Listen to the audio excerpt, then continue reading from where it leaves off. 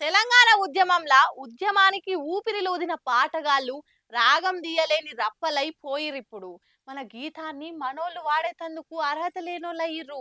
అరువు తెచ్చుకున్నోళ్ళే ఎక్కువైరు అని తెలంగాణ జానపద కళాకారులు, సంగీతకారులంతా సర్కార్ మీద గరమైతురు కదా.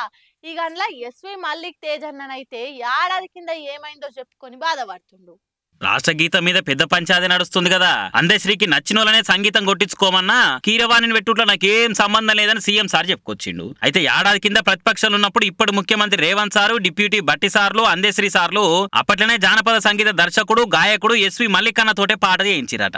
అందశ్రీ కూడా పాట మంచిగున్నదన్నాడట. కోరస్ కూడా బాగొచ్చింది అని కితాబ్ ఇచ్చిందట. ఇప్పుడు తక్కువ బడ్జెట్ ఉంది, పవర్లకు రాగానే ఎక్కువ బడ్జెట్ ఇచ్చి పాట నీతోటే మంచిగా చేయిస్తామని మాట ఇచ్చిరట. కానీ ప్రభుత్వం వచ్చినాక పైసలు ఉన్నాయి, టైం ఉన్నది. కానీ అదే పాటకు అప్పుడు సంగీతం నన్ను కాదని కీరవాణిని తెచ్చుకున్నారు. రాష్ట్ర గీతం పాడేతందుకు పనికి రాకుండా పోయినామా? మా సొంటలకు రాష్ట్ర గీతం పాడే అవకాశం ఇస్తే మేము ఇంకా ప్రేమతో పనిచేసేటోళ్ళం కదా అని బాధలో పోసుకున్నాడు గాయకుడు ఎస్వి మల్లిక్ తేజ్ అన్న. మరి పంచాయతీ ఏడు దాకా పోతుందో ఏమో చూడాలి రేపు.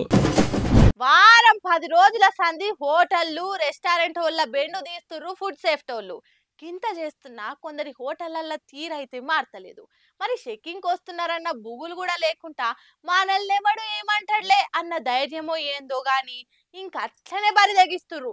హైదరాబాద్ చార్మినార్ కాడున్న ఫేమస్ హోటళ్ల భాగవతం ఎట్లుందో చూడుర్రి.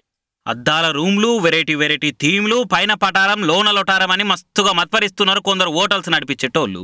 ఏ బిర్యానీ అన్నది ఏ స్టార్టర్స్ అన్నది 5-6 ముక్కలకు 350కి ఏడ తక్కువ తీసుకుంటలేరు. మరి అంతగానం పైసలు తీసుకున్నప్పుడు పైసకు దగ్గర తిని పెట్టాలి కదా. కానీ మిగిలిపోయిన మాంసాన్ని కుళ్ళిపోయే దాకా ఫ్రిడ్జ్ లో పెట్టి వాటిని ఉడుకుడుకు నూనె గోలిచ్చి వడ్డిస్తున్నారు. పేరుకు పెద్ద హోటల్ కానీ వంట రూములు చూస్తే డ్రైనేజీ మోహరిల కంటే అధ్వానం ఉన్నాయి. వాళ్ళు మిగిలిన కూరలు, మాంసం దాచే ఫ్రిడ్జులు చూస్తే గీడనా మనం ఇన్నొద్దు లొట్టలేసుకుంటా తింటున్నది అని అంటుంటాము. అంత ఘోరంగా ఉంటున్నాయి. ఈ ఫుడ్ సేఫ్టీ వల్ల చెకింగ్లు చేయబట్టి ఇలా బండారం అంతా బయట పడుతున్నది. ఇగో హైదరాబాద్ చార్మినార్ చుట్టుముట్టుండే ఫేమస్ రెస్టారెంట్ల భాగవతం ఇది. ఈ రొచ్చు రోతగున్న కిచెన్ లోనే కస్టమర్లకు వడ్డిస్తున్నారు. మూసినది మోని కూడా గంత ఘోరం ఉండదు. అగో అంత గలీజ్ వంట రూమ్లలో వండి వడ్డిస్తున్నారు. డేట్ అయిపోయిన మసాలాలు, మాల్ను కలిపి మస్తుగా వండి పెడుతున్నారు. అటు వరంగల్లో కూడా ఇలా చెకింగ్లు చేస్తే అన్ని హోటల భాగవతం ఇదే ఉన్నది. మన చార్నగర్ కాడ ఓ కుటుంబం వాళ్ళు పెళ్లి రోజున పోయి మండి హోటల్లో తింటే ₹1,00,000 దావకాన బిల్లు చేసుకొని బెడ్డెక్కిర్రు. ముందుగా ఈ ఫుడ్ బ్లాగర్లను కూడా నడిమిద్దనాలే. అడ్డమైన వాళ్ళు అందరి దగ్గర పైసలు తీసుకొని ఆహా ఓహో అని వీడియోలు పెట్టుడు, గొర్రెల మంద లెక్క ఒక్క చేయబడి ఓవుడు బాగైతున్నది. ఇటువంటి హోటళ్లను ప్రమోషన్ చేసినందుకు వాళ్ళ మీద కూడా కేసులు వేయాలి. పైసలు మింగినప్పుడు సక్కటి తిండి పెట్టకుండా పాసిపోయింది, కుళ్ళిపోయింది వడ్డిస్తున్న హోటల్స్ వాళ్ళకు కూడా